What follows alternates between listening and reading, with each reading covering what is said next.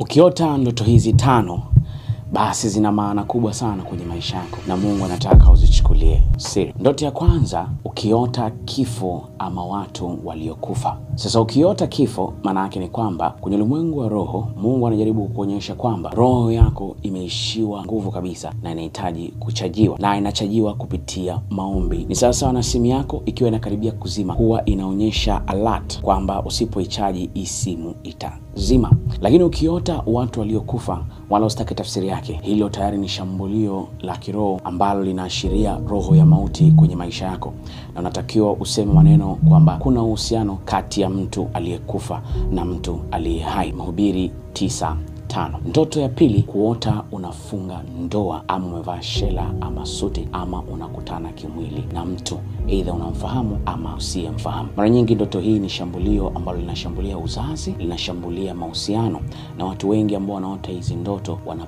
changamoto sana kwenye mahusiano ama ndoa, na pia wanapita changamoto nyingi sana za uzazi, either wanapitia sana miscarriage ama kila wakijaribu kutafuta mtoto hawapati.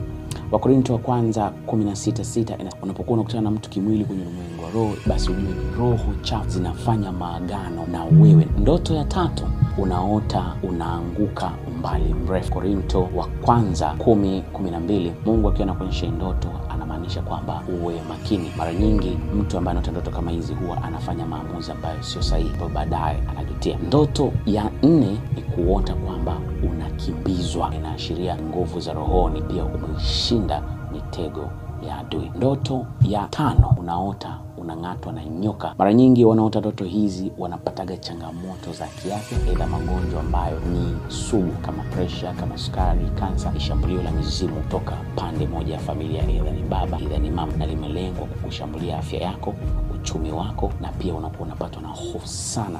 Luka 10:18.